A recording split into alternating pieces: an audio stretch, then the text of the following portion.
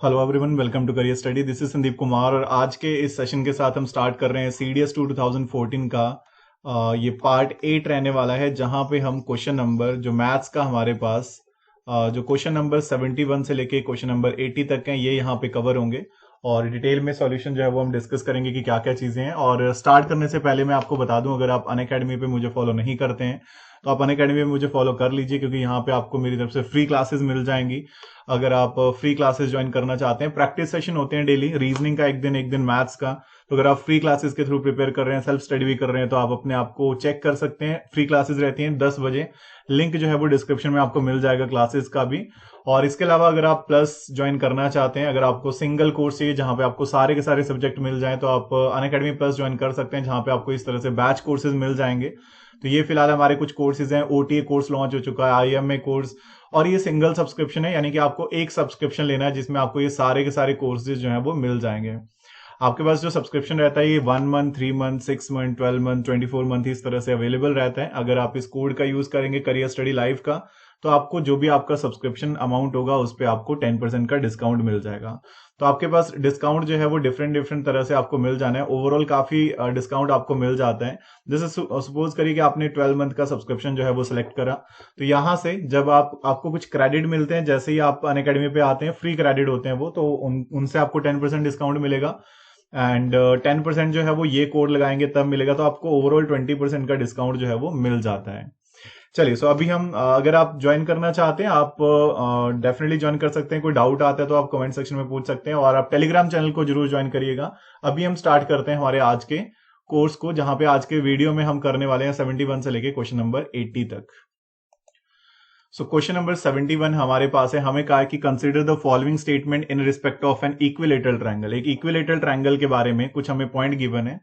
So the first point is कि the altitude are congruent, की altitude जो होते हैं वो कॉन्ग्रेंट होते हैं। कॉन्ग्रेंट यानी कि कॉन्ग्रेंट की क्या डेफिनेशन रहेगी, जिसका शेप एंड साइज बिल्कुल इक्वल हो, तो उसको हम कॉन्ग्रेंट कहते हैं। सिमिलर जहां पे प्रोपोर्शनल हो, कॉन्ग्रेंट जहां पे इक्वल हो। तो डेफिनेट सी बात है, जो भी एक इक्विलेटरल ट्रायंगल होती है उसके जो भी आपके पास एल्टीट्यूड आएंगे वो हमेशा जो है वो इक्वल होते हैं, शेप एंड साइज में बिल्कुल इक्वल होते हैं। सो पहली स्टेटमेंट बिल्कुल सही है, कॉन्सेप्ट था ये। तो the three medians are congruent. Median देखो, इक्वल जो भी आपके पास इक्विलेटरल ट्रायंगल होती है उसके जो मीडियन होते हैं, उसके एंगल बाइसेक्टर होते हैं, उसके एल्टीट्यूड होते हैं, ये सारे इक्वल ही होते हैं। सो दैट मीन ये भी बिल्कुल सेम है। And the centroid bisect the altitude, की जो सेंट्रॉइड होता है वो एल्टीट्यूड को बाइसेक्ट करता है। नहीं, जो इक्विलेटरल ट्रायंगल होगी वहां पे आपके एल्टीट्यूड जो है वो सेंट्रॉइड वाले पॉइंट पे 2:1 पे डिवाइड होता है, यानी कि ये 2:1 होगा। अगर ये स्मॉलर पार्ट जो है वो अगर आपका 1 होगा, तो जो लार्जर पार्ट होगा वो आपके पास 2 आना है। सो ये वाला गलत हो जाएगा, it should B A option. I think ये काफी सिंपल क्वेश्चन था, कॉन्सेप्चुअल क्वेश्चन था। अगर आपको आपने ज्योमेट्री पढ़ा होगा तो स्टार्टिंग में ही आपने ये चीजें कवर कर ली होंगी, क्योंकि काफी यहीं से आप आगे बढ़ते हो। ओके, सो नेक्स्ट हमारे पास है क्वेश्चन नंबर 2, यानी कि 72। सो हमें क्या कहा हुआ है, ओके, सो थोड़ा सा स्टेटमेंट टाइप क्वेश्चन है, ध्यान से पढ़ना है। देखिए हमें क्या कहा है, consider the following. Okay, so ABC and DEF are triangle in a plane such that AB is parallel to DE and BC is parallel to EF and CA is parallel to FD। Okay, मतलब दो triangle है। यहां से मैं एक diagram बना रहा हूं, एक ट्रायंगल इस तरह से है और इसी के पैरेलल एक ट्रायंगल है। मतलब आप बाहर रख लो, वहीं रखना है। अच्छा, इंटरसेक्ट कर रहा है कहीं पे। Okay, triangle in a plane such that AB is parallel to DE, मतलब जस्ट ये पैरेलल है, बाकी कुछ हमें आज सच कहा नहीं है, ठीक है, और हमें कुछ भी नहीं कहा हुआ है। तो हम क्या करते हैं, इसके पैरेलल मैंने ये बना दिया, इसके पैरेलल ये बना दिया। अच्छा, थोड़ा सा पैरेलल है तो इसको बाहर की तरफ रख लो, ठीक है। डायग्राम बाकी जस्ट एक तरह से पर्पस होता है कि आपको समझ में आ जाए। देखो, इसके पैरेलल मैंने ये लाइन रख दी, इसके पैरेलल मैंने ये लाइन रख दी, और इसके पैरेलल मैंने ये लाइन रख दी। मतलब इस तरह से एक ट्रायंगल आ जाएगी जो पैरेलल होगी completely. So this is let ABC and this is DEF। तो ऐसे हम बोल सकते हैं। हमें कहा स्टेटमेंट है कि ABC is right angled, then DEF is also right angle. पहला है कि अगर ABC राइट एंगल होगी तो DEF भी राइट एंगल ही होनी चाहिए। देखो, अगर ये एक दूसरे के पैरेलल है, ठीक है, सिंपल सी बात है, अगर ये राइट एंगल है और इसके पैरेलल अगर ये साइड आ रही है और इसके पैरेलल अगर ये साइड आ रही है, तो दैट मीन अब ऑब्वियस सी बात है कि वो राइट एंगल ही आना है, ठीक है। हाउएवर हम इसमें कॉन्ग्रुएंसी शो कर सकते हैं। अगर हमने शो करनी हो, बट जरूरत ही नहीं है, ऐसा कुछ शो करने की जरूरत ही नहीं है, क्योंकि अगर ये पैरेलल लाइंस हैं तो ये डेफिनेटली परपेंडिकुलर ही होंगी। तो पहली स्टेटमेंट बिल्कुल सही है। द सेकंड वन इज कि the triangle of the type ABC and DF are always congruent. अच्छा, कॉन्ग्रुएंट होंगी या नहीं होंगी, तो ये हमें थोड़ा सा देखना पड़ेगा कि ऑलवेज कॉन्ग्रुएंट होगी या नहीं होगी। देखो, कॉन्ग्रुएंट में दिक्कत हो सकती है, सिमिलर पक्का होंगी, क्योंकि आपको पता है कि सिमिलर तो तब भी होंगी अगर उनकी प्रोपोर्शनल हो, मतलब एंगल जो है वो सेम हो सकता है। लेकिन ऐसा हो सकता है ना कि अगर ए बी मान लो 5 यूनिट है, तो पैरेलल में हो सकता है ईडी जो है वो 10 यूनिट हो, वो तो कुछ भी हो सकता है ना, बस पैरेलल होना चाहिए। सो कंडीशन क्या है कि ए बी और ईडी जो भी है ये पैरेलल हो, ना कि वो इक्वल हो। ऐसा तो कुछ कहा नहीं है, तो वो कॉन्ग्रुएंट हो भी सकते हैं बट नहीं भी हो सकते हैं, तो सेकंड वाला कंपलसरी नहीं है। अच्छा, आप सोच रहे होंगे कि अगर कॉन्ग्रुएंट नहीं है तो पहला सही कैसे हुआ, क्योंकि पहले में हम ये तो बोल सकते हैं ना इन दोनों को, ये दोनों सिमिलर तो हमेशा होंगी, कॉन्ग्रुएंट हो ना हो लेकिन ये सिमिलर तो पक्का होंगी, क्योंकि ये क्या है, ये पर एक दूसरे के पैरेलल लाइन से, तो दैट्स वाई ये सिमिलर जरूर होनी ही होनी है। और आप ये भी जानते हैं कि अगर देखो, अगर सिमिलरिटी होती है तो लाइन पैरेलल होती है, तो अगर पैरेलल है तो सिमिलर तो पक्का होंगी। तो ये तो बात ही खत्म हो गई। So it should be C, statement 1 correct है बट 2 जो है वो इनकरेक्ट है। ओके, नेक्स्ट हमारे पास है क्वेश्चन नंबर 73। सो इसमें हमें क्या कहा हुआ है, हमें कहा है कि let the incircle to a triangle, incircle मतलब जो सर्कल अंदर बनेगा, ABC touch BC AC and A B respectively at point X Y Z and A B is greater than BC and so and, मतलब कुछ हमें statement given है इस तरह से। तो हम देखते हैं, एंड 2 स्टेटमेंट गिवन है। चलिए, तो हम क्या करते हैं, हम एक ट्रायंगल बना लेते हैं। लेट उसमें एक सर्कल है, ठीक है, इसको इन सर्कल लगा लीजिए। So this is let this is A B C and okay, so A B C में B C A C and A B respectively at the point X Y Z. तो B C को X पे, मतलब इस तरह से B C को x point पे टच कर रहा है, यहां पे ए सी को वाई पे और ए बी को जेड पे। तो ये हमें गिवन है क्वेश्चन में। ओके, सो नाउ स्टेटमेंट है कि A B is greater than B C, कि जो ए बी होगा वो बी सी से ग्रेटर होगा, जो ए बी होगा वो बी सी से ग्रेटर होगा। देखो, इसमें ना इसका कोई रोल ही नहीं रहा। अच्छा, ये कहा हुआ है, सॉरी इफ है, ओके सॉरी फॉर दिस। अगर A B greater than B C होगा तो A B plus A Z, A B plus A Z, A B plus A Z जो है वो लेस होगा B C plus X C से। Okay, चलिए check कर लेते हैं। सो नाउ लेट, अगर देखिए हमारे पास सिंपल सी बात है कि अगर A B is greater than B C है तो हम क्या बोल सकते हैं, तो डेफिनेट सी बात है अगर ए बी ग्रेटर है तो A B plus A Z जो आएगा वो भी ऑब्वियस ही बात है ना, ग्रेटर ही होना चाहिए किससे, B C plus X C से। ठीक है, सो ये तो गलत हो जाएगा, ये लेस कह रहे हैं, ये ग्रेटर ही होना चाहिए। ठीक है, दिस इज रॉन्ग, क्योंकि अगर हमारे पास, हमें पता है कि अगर ए बी बी सी से बड़ा है तो ए बी बी सी से यहां बड़ा हो गया। ए जेड और बी एक्स की, एक्स सी की अगर हम बात करें, ए जेड और एक्स सी की अगर हम बात करें तो वो इन सर्कल है। ठीक है, इन सर्कल है तो उसमें सच कोई ज्यादा नहीं हम बोल सकते हैं कि उससे बहुत ज्यादा अलग कुछ डिफरेंस क्रिएट होना है, तो वो नहीं हम बोल सकते हैं। और हाँ, एक चीज हम जरूर बोल सकते हैं कि यहां से जो वैल्यू ये होनी है, टेंजेंट जो है वो इक्वल होते हैं, तो अगर टेंजेंट इक्वल रहेंगे तो ये वैल्यू इसके बराबर होनी है, और मतलब उसका कुछ रोल नहीं है अगेन यहाँ पे, तो ऐसा कुछ जरूरत ही नहीं पड़ी उसकी। हम सीधा सीधा बोल सकते हैं कि पहला जो है वो रॉन्ग है। दूसरा है कि A Z is equal to A Y होगा। Again A Z is equal to A Y जो है वो होगा या नहीं होगा, वो हम कैसे बता सकते हैं। ओके, सो अगर ये टेंजेंट है तो आपको पता है ना कि A Z is equal to A Y बोल रहे हैं, वो तो टेंजेंट है और टेंजेंट तो इक्वल होते हैं। एक सर्कल पे जब भी आप एक पॉइंट से 2 टेंजेंट ड्रॉ करते हैं तो वो तो हमेशा इक्वल होते हैं। तो दैट मीन सेकंड वाला सही है, पहले वाला गलत है, so it should B D, statement 1 is correct, statement 2 is incorrect. Next हमारे पास है क्वेश्चन नंबर 74। अब जो ये स्टेटमेंट टाइप के क्वेश्चन है, आप कोशिश करिए, अगर आपने कॉन्सेप्ट करे होंगे तो आपको ये प्रूव करने की जरूरत नहीं पड़ती है, हर एक पॉइंट को आपको सुनना है कि मैं क्या कह रहा हूं। आई होप आप समझ लेंगे वहां से कि वो चीज इस पॉइंट को डिफाइन कर रही है या नहीं कर रही है, सो वो आपको समझना ज्यादा है। ओके, सो नेक्स्ट वन है, हमें कहा हुआ है कि एबीसी जो है वो एक ट्रायंगल है इन विच ए सी बी 60 डिग्री है, ए सी जो है वो X and less than B C है। ओके, तो ये हमें कुछ वैल्यूज गिवन है। Let the circle with centre at C and radius X meet B C at D, let C F be perpendicular drawn from C meeting A D at F. Okay, so statement कुछ given है, पहले तो हम एक diagram बना लेते हैं। Okay, ए C B पे 60 डिग्री है, तो मैं क्या करता हूं, मैं एक ट्रायंगल बना लेता हूं। ठीक है, लेट कोई ट्रायंगल बना ली, और ये वाला जो एंगल है ना C, let this is A B C, ऐसे मैं मान लेता हूं इसको, और ये वाला एंगल 60 है, तो इसको याद रखना है। A C is equal to x है, तो ए सी को मैंने एक्स मान लिया यहां पे, इसमें भी आई थिंक कोई दिक्कत नहीं होगी। एंड वो लेस देन बीसी है, ए सी जो है वो लेस देन बीसी है, ये भी ध्यान रखिएगा, ए सी इज लेस देन बीसी। ठीक है, इससे भी देख लेंगे कि क्या आपके पास इसका यूज रहेगा। एंड नेक्स्ट हमें और क्या कहा हुआ है, और हमें कहा है कि let the circle with centre at C, C को सेंटर मानते हुए हम एक सर्कल ड्रॉ कर रहे हैं, okay, and radius X meet B C, radius X meet B C at D. तो अगर इस यहां से मैं एक सर्कल ड्रॉ करूंगा, अब आप ये सर्कल अपने हिसाब से जितना बनेगा, मतलब हमें तो ट्रायंगुलर पोर्शन इंपोर्टेंट रहेगा, तो ये कहां पे मीट कर रहा है, डी पे। देखो जियोमेट्री के क्वेश्चन में जहां पे डायग्राम की नीड है, डायग्राम नहीं बनेगा, क्वेश्चन समझ में नहीं आएगा। Let C F be the perpendicular drawn from C, C F जो है वो सी से परपेंडिकुलर ड्रॉन कर रहे हैं ए डी के ऊपर, तो यहां पे एक हमने परपेंडिकुलर ड्रॉन कर दिया।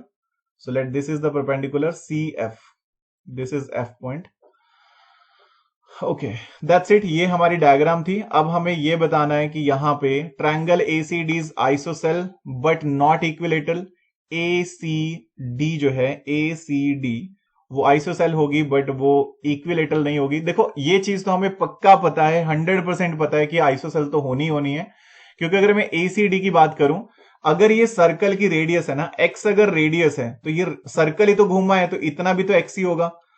ये तो हमें 100% पता लग गया कि ये आइसोसेल पक्का है, बस चेक इतना करना है कि क्या ये इक्विलेटरल है या नहीं है, मतलब हमें ये चेक करना पड़ेगा, क्योंकि इक्विलेटरल भी तो हो सकती है ना। ओके, सो अब इक्विलेटरल के लिए हम क्या कर सकते हैं, अब हमें देखना पड़ेगा इक्विलेटरल हम कैसे ड्रॉ करेंगे, हमें मतलब कैसे कंफर्म करना पड़ेगा वो देख लेते हैं। सो यहां पे अगर हम देखें, देखो अगर AC और CD इक्वल है, अब देखो AC इज इक्वल टू, अगर मैं ये कहूं कि AC is equal to CD है, तो यहां से क्या पॉइंट बनेगा आपके पास। Okay, so AC is equal to CD अगर है, तो यहां से आप ये बोल सकते हैं, देखो angle opposite to equal side equal होता है, तो यहां वाला जो एंगल होगा ये थीटा, और यहां वाला जो एंगल होगा ये थीटा, ये इक्वल ही होंगे ना, angle opposite to equal side equal होता है। तो AC के अपोजिट कौन है, एंगल AC के अपोजिट है एंगल CDA, एंड ये होगा CD के अपोजिट होगा एंगल CAD, ये इक्वल होने चाहिए। अब अगर ये थीटा है, ये भी थीटा होगा, और ये 60 है, एंगल हमें पता है ना, ये वाला तो 60 है, C पे जो एंगल है, तो हम बोल सकते हैं theta plus 60 is equal to 180, तीनों एंगल का सम। तो थीटा कितना आएगा यहां से 60, दैट मीन ये भी 60 है, ये भी 60 है, ये भी 60 है, तो ये इक्विलेटरल होगी ही होगी। पहली स्टेटमेंट गलत हो गई, आइसोसेल तो पक्का ही है, लेकिन ये इक्विलेटरल भी है, वो हमने प्रूव कर लिया, तो इक्विलेटरल है, तो मतलब पहला स्टेटमेंट तो गलत हो गया। दूसरा है कि स्टेटमेंट 2 में कहा है कि DF इज x/2, तो जो DF आएगा वो x/2 आएगा, ये हमें चेक करना है कि ये सही है या नहीं सही है, वो हमें देखना पड़ेगा। तो अब अगेन इसके लिए हम क्या कर सकते हैं, DF is equal to x/2 अगर ये हम चेक करें, तो हम क्या बोल सकते हैं, हम क्या करते हैं, सिंपली हम कोई ट्रायंगल यहां पे कंसीडर कर लेते हैं। तो देखो अगर ये 90 डिग्री है, अब हमें पता है यहां पे ट्रायंगल ACB जो है, इसके लिए मैं लिख रहा हूं ट्रायंगल ACD जो है वो राइट एंगल ट्रायंगल है, ठीक है, राइट एंगल ट्रायंगल है ना वो। तो अगर राइट एंगल ट्रायंगल है और यहां पे ACD नहीं, सॉरी, ये लिख सकते हैं हम CDF लिख सकते हैं, सॉरी, ठीक है, CDF लिख रहा हूं मैं, जो जहां पे मुझे x मिल जाएगा या x/2 मिल जाएगा, DF या CF जो भी मुझे चाहिए, तो वो वहां से मिल जाना है। तो अगर मैं इसमें बात करूं तो ओके, सो थीटा हम रख रहे हैं यहां पे, ये 30 होगा ऑब्वियसली, क्योंकि परपेंडिकुलर जो है एंगल बाइसेक्टर और परपेंडिकुलर जो है वो सेम ही जगह पे होते हैं अल्टीट्यूड इक्विलेटरल ट्रायंगल में, तो ये 30 होगा, ये 30 होगा, तो मैं cos 30 को क्या लिख सकता हूं, cos 30 को मैं लिख सकता हूं DF अपॉन में x, ठीक है, DF अपॉन में x ऐसे लिखा जा सकता है, और सॉरी cos 30 को नहीं, sin 30 को लिख सकते हैं, क्योंकि cos 30 तो आपके पास बेस अपॉन में बनेगा, हमने साइन लिखना है, परपेंडिकुलर अपॉन में हाइपोटेन्यूज। ओके, सो sin 30 क्या बनेगा, DF अपॉन में x, यहां पे वैल्यू पुट करो, तो this is that imply this is equal to 1/2, sin 30 जो है 1/2 बनेगा, सो यहां से DF कितना आएगा, so this is equal to x/2। तो डेफिनेटली स्टेटमेंट 2 जो है वो करेक्ट है, it should B D option. Statement 1 जो है वो रॉन्ग हो जाएगा, क्योंकि ये इक्विलेटरल ट्रायंगल है, और स्टेटमेंट 2 जो है वो करेक्ट है, बिकॉज यहां पे DF x/2 प्रूव हो रहा है। अगला क्वेश्चन है, हमें कहा है कि bisector of two adjacent angles A and B of a equilateral quadrilateral ABCD intersect each other at point P. Okay, which one of the following is correct. तो इनमें से करेक्ट कौन सा होगा हमने ये बताना है. चलिए देख लेते हैं. सो क्या करेंगे, यहां पे हमें क्या कहा है, कोई क्वाड्रिलेटरल है ABCD, कोई भी क्वाड्रिलेटरल हो सकता है, हम कुछ भी रख लेते हैं, मतलब ऐसे सच कोई जरूरी नहीं है कि कौन सा क्वाड्रिलेटरल रखना है. सो लेट दिस इज ABCD और bisector of two adjacent angles A and B. तो A का जो बाइसेक्टर है, B का जो बाइसेक्टर है, intersect each other at point P, वो P पॉइंट पे इंटरसेक्ट करते हैं. And which one of the following is correct, इनमें से करेक्ट कौन सा होना है हमने ये बताना है. चलिए, सो हमें कहा है कि टू एंगल APB, तो ये जो थीटा बनेगा, okay, is equal to angle C plus angle D. देखो इस तरह का केस जब भी होता है, क्योंकि हमें जस्ट क्या करना है, हमें ये प्रूव करना है कि इनमें से कौन सा सही बनेगा, जो हमेशा ही पक्का सही होना चाहिए. तो इसके लिए मैं बेस्ट बताता हूं आपको, जब भी आपको ऐसा क्वेश्चन आ जाए ज्योमेट्री में, जहां पे आपको जस्ट ये चेक करना है कि इनमें से कौन सी स्टेटमेंट जो है वो यूनिवर्सल ट्रू होगी, विदाउट एनी कंडीशन ट्रू होगी. तो क्वाड्रिलेटरल में कोई प्रॉब्लम थोड़ी ना कि यही वाली क्वाड्रिलेटरल लेनी है. आप कोई फिक्स सिंपल सी क्वाड्रिलेटरल समझो. मैंने क्या करा, मैंने यहां पे मैंने स्क्वायर बना लिया. ठीक है, late this is ABC and D. तो A का बाइसेक्टर, B का बाइसेक्टर, तो आपको पता है बाइसेक्टर एंड डायगोनल सेम ही होने हैं, तो यहां पे P पॉइंट पे ज्वाइन करेंगे. एंड स्क्वायर के केस में जो आपके पास एंगल होते हैं, ये वाला जो एंगल आता है ये 90 डिग्री आता है, और ये भी 90 होता है, और ये 45 होगा, ये भी 90 होगा, ये 45 होगा. कौन सा जो है यहां पे सही हो जाना है. ठीक है, यहां से अगर हम देखेंगे तो कौन सा सही हो जाना है, तो आपको पता है एंगल P जो है वो कितना बन जाना है, या टू ऑफ एंगल P जो है वो क्या बोल सकते हैं, क्योंकि C एंगल और D एंगल पूरे 90 होंगे ना, ये भी 90 होगा, ये भी 90 होगा, तो क्या बोल सकते हैं, टू ऑफ एंगल PAB जो है वो हमेशा इक्वल होगा angle C plus angle D, क्योंकि 90 का डबल 180 इज इक्वल टू ऊपर वाले जो 90 बनेंगे वो इक्वल होना है. लेकिन अब आप कहेंगे कि इसमें तो मैं बाकियों में भी पुट करूंगा, सारे के सारे सही होंगे. तो उसके लिए क्या कर सकते हैं, एक दो एग्जांपल और ट्राई कर सकते हैं. जैसे मान लो अगर कोई हमारे पास क्या है, पैरेललोग्राम है, तो वहां पे भी आप सेम सिचुएशन देखो. Late this is ABCD. तो यहां से आपके पास ये सिचुएशन बनेगी, और अब यहां पे क्या बनना है, अब आपको ये पता है, लेट दिस इज, यहां से अगर हम एक पॉइंट बनाए, आपको पता है कि जो एंगल A और B होगा, अल्टरनेट जो एंगल होंगे A और B, वो कहीं ना कहीं आपके पास क्या बनाएंगे, वो 180 बनाएंगे, और एंगल C प्लस D जो है वो भी 180 बनाएंगे. यहां पे भी ये फॉलो होगा ना, two of angle PAB is equal to angle C plus angle D. तो दैट मीन ये वाली स्टेटमेंट आपके पास सही हो जानी है. तो आप इस तरह से सॉल्व कर सकते हैं. और अगर ये जो आपके पास डायग्राम है, ये ना तो स्क्वायर है ना तो क्वाड्रिलेटरल, मतलब कोई भी क्वाड्रिलेटरल होगा, कोई भी क्वाड्रिलेटरल अगर होगा, तब भी आप ये तो बोल सकते हैं, लेट दिस इज P, तो आप ये बोल सकते हैं एंगल PAB जो है वो किसके बराबर आएगा. एंगल PAB जो है वो PAB नहीं, सॉरी, APB जो है वो किसके बराबर आएगा. तो आप ये बोल सकते हैं कि this is 180 minus angle A/2 angle B/2, ऐसे बोल सकते हैं ना, क्योंकि वो बाइसेक्टर है, तो ऐसे तो पक्का बोल सकते हैं. ये मैं फाइनल बता रहा हूं कि अगर आप कुछ शॉर्टकट यूज नहीं कर रहे हैं, डायरेक्ट सॉल्व कर रहे हैं, तब भी आप लिख सकते हैं. तो यहां से क्या बनेगा, इसको मैं लिख सकता हूं angle APB is equal to, इसको हम किस तरह से डिफाइन कर सकते हैं, सो दिस इज, या two of APB is equal to 360 minus, अब यहां पे भी 2 लिखेंगे तो angle A plus angle B, तो ऐसे लिख सकते हैं. और यहां पे थोड़ा सा इसको सिंप्लीफाई करूंगा तो ये क्या आएगा, two of angle APB is equal to 360 minus A plus B, कितना आएगा इस पूरे के पूरे क्वाड्रिलेटरल में, angle C plus angle D. तो ये चीज तो आप हर एक में ही फॉलो कर सकते हैं. It's up to you. थोड़ा ज्यादा टाइम लगा दिया मैंने इस क्वेश्चन को समझाने के लिए, बट अच्छे से समझ में आएगा कि हम मल्टीपल चीजें ट्राई आउट कर सकते हैं, कोई दिक्कत नहीं है. नेक्स्ट हमारे पास है क्वेश्चन नंबर 76. हमें कहा है कि ना triangle ABC AD is the median. Okay, so through A and E the midpoint of AD and B produced meets AC at F. So then AF is equal to, AF जो है वो कितना होगा ये हमने बताना है.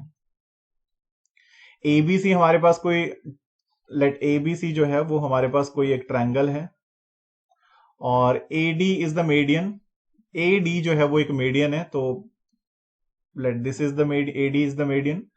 नाउ ओके, हमें कहा है कि now A and E is the midpoint of AD.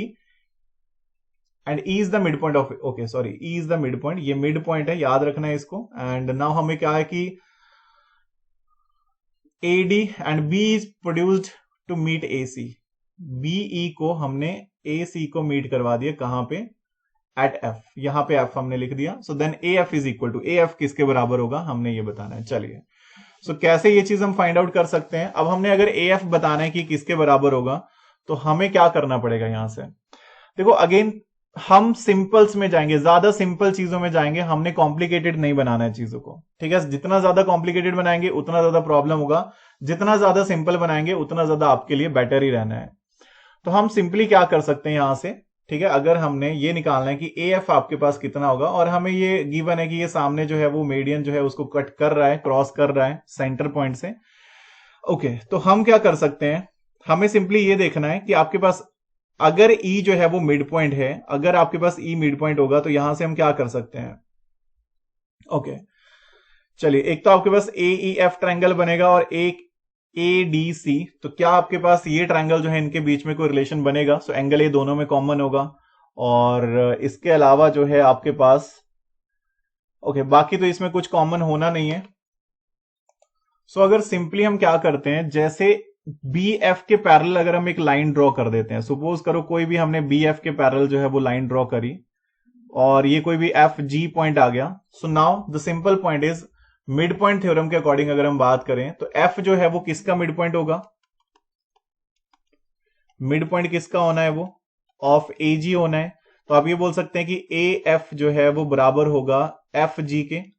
Similar way में G जो है वो मिड पॉइंट होगा, क्योंकि पैरेलल लाइन ली है तो पैरेलल लाइन है तो मिड पॉइंट आएगा, तो G जो है वो मिड पॉइंट आएगा किसका, FC का। तो दैट इंप्लाई हम ये बोल सकते हैं कि FG is equal to GC। अब इन दोनों को अगर आप मैच कर दो तो आपको पता लग गया ना कि AF is equal to FG is equal to GC। तो दैट मीन हम ये बोल सकते हैं कि AF जो है वो किसके बराबर होना है, तीन पार्ट हुए ना, 1 2 3, 3 पार्ट्स हुए। सो दिस इज AC अपॉन में 3। तो ऐसे बोल सकते हैं कि ये किसके बराबर होगा, AC अपॉन में 3, 3 इक्वल पार्ट्स में डिवाइड हो जाएगा। अगला क्वेश्चन है, हमें कहा कि the 3 straight lines are drawn through the 3 vertices of a triangle ABC। Okay, so कोई ट्रायंगल है हमारे पास ABC और हमने स्ट्रेट लाइंस जो है वो ड्रॉ करी हैं, through each vertex being parallel to the opposite side. Opposite side के पैरेलल है, मतलब ये जो है वो BC के अपोजिट है, ये जो है ये AC के अपोजिट है और ये जो है ये AB के अपोजिट है। तो अपोजिट के अपोजिट मतलब हमने लाइंस ड्रॉ करी हैं एंड DEF हमने यहां से बना दिया, so that this is DEF। Okay, so हमें कहा है कि each side of triangle DF is double the side of triangle ABC। Definitely अगर आप देखेंगे तो जब हम मिड पॉइंट को ज्वाइन करके बनाते हैं, जब भी मिड पॉइंट्स को ज्वाइन किया जाता है, सॉरी मिड पॉइंट वाला कॉन्सेप्ट जो है वो ये यहां नहीं है, सॉरी, जब भी हम पैरेलल ड्रॉ करते हैं किसी भी लाइन के, किसी भी ट्रायंगल के लाइन के पैरेलल ड्रॉ करते हैं, तो वो जो ट्रायंगल बनेगा उसकी जो साइड्स होती हैं वो डबल ही होती है हमेशा। तो ये तो डायरेक्ट थ्योरम है, तो दैट मीन ये तो बिल्कुल सही है। Area of triangle DF is 4 time, ये अगेन सही है। आप ऐसे देख सकते हैं 1 2 3 4 पार्ट बनेंगे इसके, तो पूरे का जो है वो ओरिजिनल वाले का 4 टाइम होगा। तो ये अगेन जो है आप क्या बोल सकते हैं, ये दोनों ही दोनों थ्योरम्स हैं, इनको तो आप एज अ रिजल्ट याद रखे होंगे अगर आपने अच्छे से प्रिपेयर करा है। नेक्स्ट वन है क्वेश्चन नंबर 78। हमें कहा है कि ABCD be a parallelogram, let X and Y be mid points of the sides BC and AD respectively, let M and N be the midpoint of the side AB and CD respectively. Consider the following statement. चलिए, सो देख लेते हैं। सो हमें क्या कहा, एक parallelogram है, तो लेट एक पैरेललोग्राम बना लेते हैं।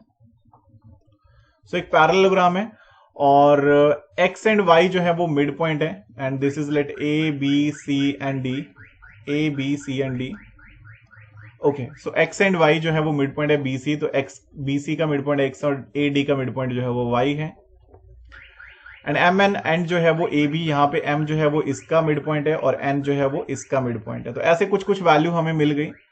सो हमें क्या कहा है, the straight line MX can not be parallel to YN।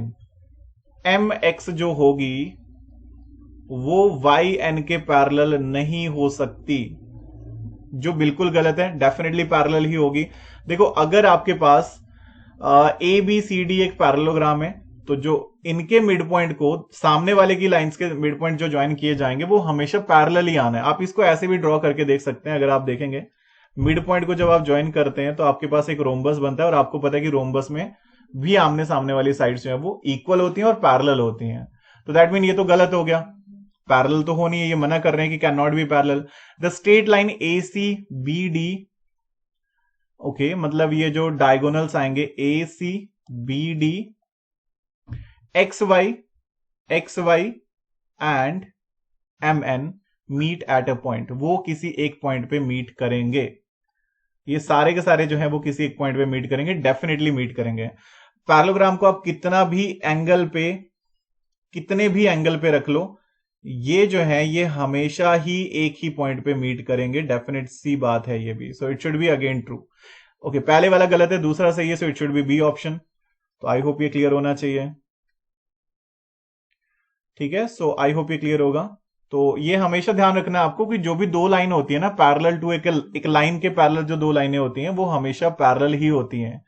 तो अगर इसके पैरेलल में दो लाइनें ले रहा हूं वो पैरेलल ही आनी है, तो उसमें कोई दिक्कत कभी नहीं आएगी।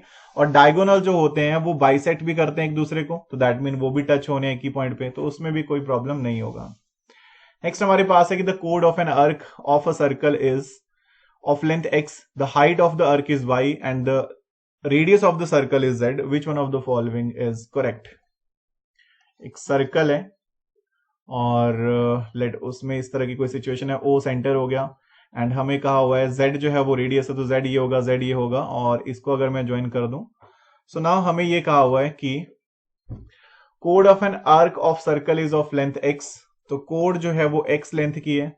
तो अगर मैं इस टोटल को x मान लेता हूं, let this is O A B, तो आपको पता लग गया ए बी जो है वो x है, and the height of the arc is y, arc जो है उसकी हाइट y है। अब आर्क की हाइट जो है वो y है, तो हम क्या बोल सकते हैं, y जो है हमारे पास कौन सी वैल्यू आ जाएगी, तो ये आएगी जो जस्ट इतनी होगी। अगर मैं इसको ड्रॉ करता हूं, let this is O A B, this is C, this is D, तो सी डी जो है वो y है, ये हमें कहा हुआ है। एंड अगर ये x/2 होगा, क्योंकि जो भी परपेंडिकुलर ड्रॉ किया जाता है आर्क इसके ऊपर, कोड के ऊपर, वो हमेशा बाइसेक्ट करता है, तो ये भी हमेशा बराबर रहने हैं। सो हमें कहा कि कौन सा रिलेशन जो है वो इनमें से ट्रू होना है, ये हमने बताना है। तो चलिए देख लेते हैं। ओके, सो यहां से क्या कर सकते हैं, हम लगा सकते हैं पाइथागोरस थ्योरम का यूज कर सकते हैं। सो हमें पता है कि z का स्क्वायर जो है वो किसके बराबर होगा, सो z का स्क्वायर होगा x/2 का square plus z minus Y का स्क्वायर बोल सकते हैं। ठीक है, क्योंकि जैसे ए ओ जो है वो अगर x z है तो ओ डी भी तो z ही होगा ना, तो इस हिसाब से ओ सी कितना आएगा, इस पॉइंट को मैंने सी माना है, तो ओ सी कितना आएगा, ये आना है आपके पास डेफिनेटली z माइनस वाई। तो इसको this is z minus Y का होल स्क्वायर, तो इसको ओपन करो, तो दिस इज z का स्क्वायर इज इक्वल टू, ये बनेगा x की power 2/4 plus z square plus Y square minus 2yz। तो यहां से अगर हम सॉल्व करेंगे तो हमारे पास वैल्यू कितनी आनी है, x स्क्वायर की वैल्यू बन जानी है 4y इंटू 2z। ठीक है, so this is 2z minus Y. तो इसको देख लीजिएगा एक बार, कोई डाउट हो तो मुझे बता सकते हैं। इस इक्वेशन को सिंप्लीफाई करके हमारा ये आंसर आ जाना है। And the last one is, हमें कहा हुआ है कि in triangle ABC angle B is 2 of angle A C and 2 of angle A, what is the ratio of A C to A B, ये हमने बताना है। राइट एंगल ट्रायंगल है, और राइट एंगल ट्रायंगल है नहीं, ऐसा कुछ कहा नहीं है। ओके, तो ऐसा तो हमें ऐसा कुछ कहा नहीं है, तो हम क्या कर सकते हैं, हम ये देख लेते हैं अब हमारे पास ये रिलेशन कैसे हो सकता है। वैसे ये सिंपल सी बात है, अगर एंगल बी जो है वो twice of angle C and is equal to twice of angle C है, तो ये राइट एंगल ही आना है। So this is A B C. ऐसा कब हो सकता है, अगर एक एंगल 90 हो और बाकी दो जो है वो 45 हो, that's it, only possible way यही होना है हमारे पास। और हमें बताना है कि यहाँ पे जो वैल्यूज हैं वो आपके पास कितनी आनी है। ठीक है, इनकी जो वैल्यू है A C ratio A B कितना आना है। ओके, बहुत ही सिंपल सी चीज है। देखो, अगर इसके सामने अगर a होगा 45 के सामने, तो इस 45 के सामने भी तो a ही होगा ना, और फिर अगर ये a है ये a है, तो आपके पास हाइपोटेन्यूज कितना आएगा, √2a आएगा पाइथागोरस लगा के। सो हमें पूछा है कि AC अपॉन में AB कितना आएगा, so this is equal to √2a upon में a, so this is equal to √2 upon में 1। It should be A option.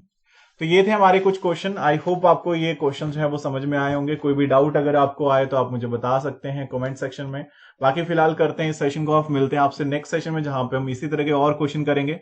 तो फिलहाल सभी को मेरी तरफ से thank you. So stay safe, keep preparing, have a nice evening and जय हिंद।